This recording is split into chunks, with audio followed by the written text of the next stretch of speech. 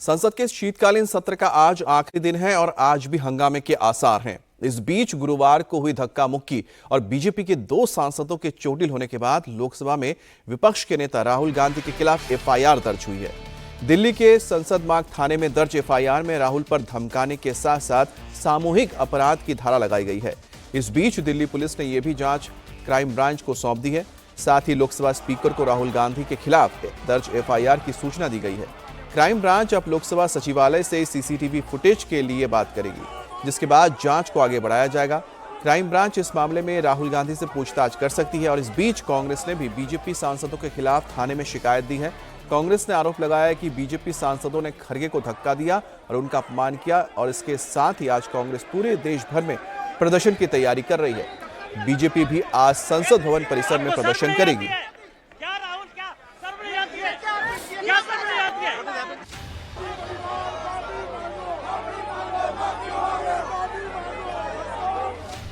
संसद में सियासत धक्का मार, आज आखिरी दिन आर पार।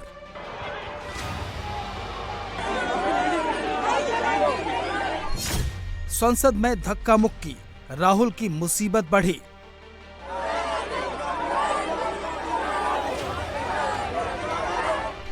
राहुल पर एफआईआर, क्राइम ब्रांच करेगी जांच।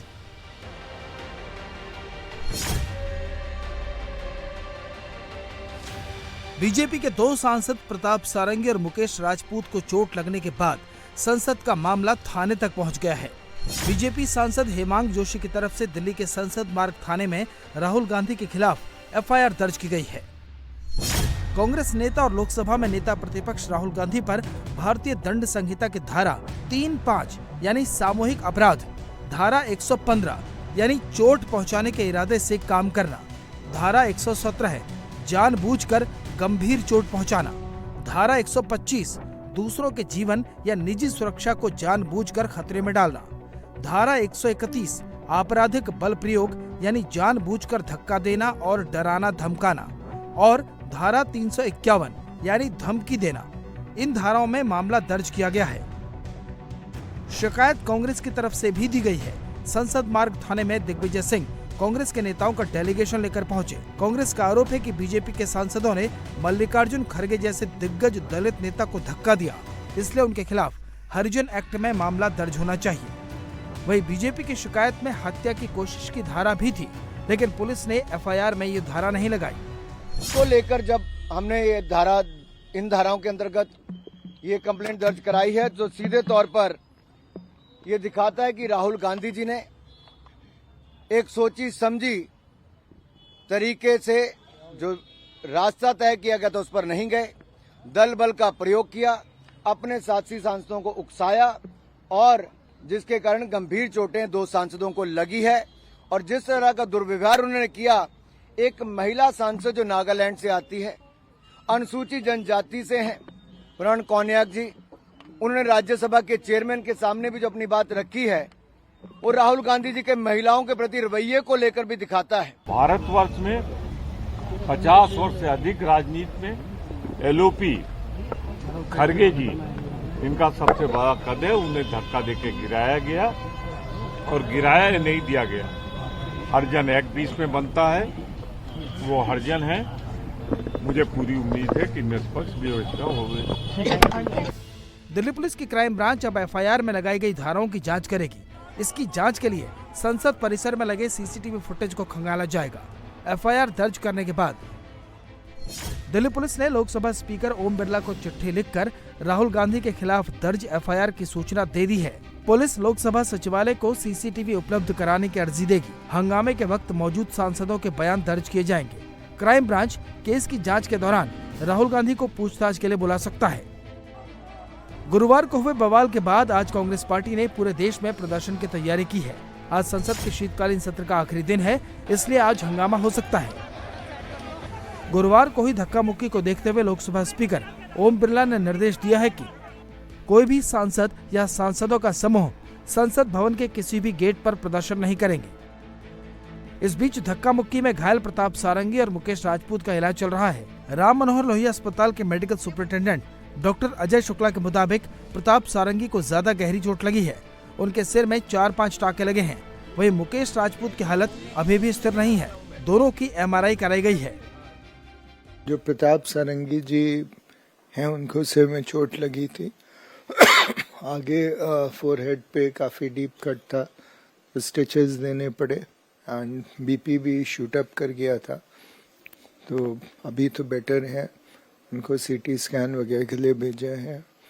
एंड जो मुकेश राजपूत जी हैं उनको भी सिर में चोट आई थी, तो बताया गया कि वो बेहोश हो गए थे चोट लगने के बाद। अभी तो होश में है। कितने टांके आए हैं प्रताप सारंगी जी के सर में? मैंने गिने नहीं, मतलब आई थिंक 4-5 टाके, आई एम नॉट श्योर। अच्छा, अभी स्थिति सही है? किसी तरह की कोई घबराहट की बात तो नहीं? कार्डियक इवैल्यूएशन हो रहा है, दोनों का बीपी ज़्यादा था, दोनों का सीटी स्कैन वगैरह हो रहा है उसका सिर का। दरअसल धक्का मुक्की में पहले बीजेपी सांसद मुकेश राजपूत गिरे। मुकेश राजपूत के पीछे बीजेपी के बुजुर्ग सांसद प्रताप सारंगी थे। मुकेश राजपूत प्रताप सारंगी के ऊपर गिरे, दोनों के सिर में चोट लगी। मुकेश राजपूत बेहोश हो गए, उन्हें तुरंत हॉस्पिटल भेजा गया। इस बीच प्रताप सारंगी होश में तो थे, लेकिन उनके सिर से काफी खून बह रहा था। बीजेपी के एक सांसद ने राहुल गांधी को टोका तो राहुल वहां से ये कहते हुए निकल गए कि उन्होंने किसी को धक्का नहीं दिया, उन्हें तो खुद धक्का दिया गया था।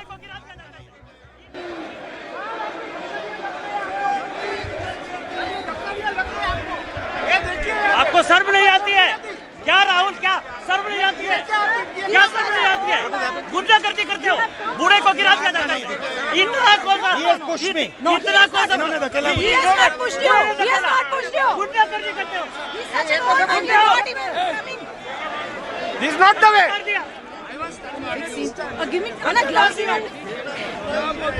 अरे गजब कर रहे हैं। और राहुल गांधी, हम खड़े थे साइड में, राहुल गांधी एक एमपी को धक्का लगा जो मेरे ऊपर गिर गया और मैं नीचे गिर पड़ा, ये मेरा इंजरी हो गया। राहुल गांधी एक और आरोप से घिर गए हैं। राज्यसभा में बीजेपी के सांसद फनोन कोनियाक ने राहुल गांधी के खिलाफ बदसलूकी के आरोप में शिकायत लिखकर सभापति को दी है। कोनियाक ने कहा कि विरोध प्रदर्शन के दौरान राहुल गांधी उनके ऊपर चिल्लाने लगे, आक्रामक अंदाज में उनके बेहद करीब आकर खड़े हो गए।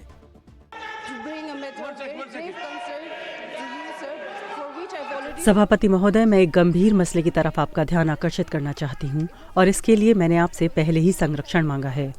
आज विरोध प्रदर्शन के दौरान ये बिल्कुल शांतिपूर्ण प्रदर्शन था। मैं मकर द्वार की सीढ़ी पर खड़ी थी जिस दौरान मेरे साथ ऐसा हुआ, जिसकी वजह से मैं बहुत दुखी हूँ। लोकसभा में नेता विपक्ष राहुल गांधी डरावने तरीके से मेरे बेहद करीब आकर खड़े हो गए और मैं इनकी वजह से बहुत असहज हो गई और वो मेरे ऊपर चिल्लाने लगे। ऐसा बर्ताव नेता विपक्ष को शोभा नहीं देता। बीजेपी राहुल गांधी के खिलाफ ब्रीच ऑफ प्रिविलेज मोशन लाने की तैयारी कर रही है। बीजेपी अध्यक्ष जेपी नड्डा ने कहा कि वो राहुल गांधी के खिलाफ निंदा प्रस्ताव लेकर आएंगे। राहुल चारों तरफ से घिरे तो उन्होंने आरोप पलट दिया। बीजेपी सांसदों पर उन्हें धमकाने का आरोप लगाने लगे। साथ ही ये भी कहा कि उन्हें इस धक्का मुक्की से कोई फर्क नहीं पड़ता। बीजेपी के सांसद आरोप लगा रहे कि नहीं, देखिए, मैं पता नहीं, आपके शांत हो जाए, आपके कैमरा में होगा, ये पार्लियामेंट की एंट्रेंस है, इसमें मैं अंदर जाने की कोशिश कर रहा था तो बीजेपी के एमपी जो थे वो मुझे ऐसे रोकने की कोशिश कर रहे थे, धकेल रहे थे और मुझे धमका रहे थे, तो वो हुआ है।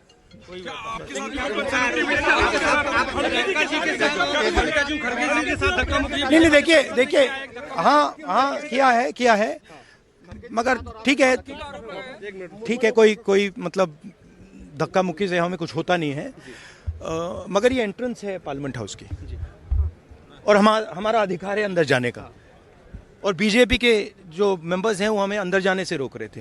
सेंट्रल इशू है जो आप लोग मांग कर रहे हैं अमित शाह के रेजिग्नेशन को लेकर। नहीं, सेंट्रल इशू है कि ये कॉन्स्टिट्यूशन पर आक्रमण कर रहे हैं और जो अंबेडकर जी की मेमोरी है उसका अपमान कर रहे हैं। बीजेपी सर आप लोगों से माफी की मांग कर रही है।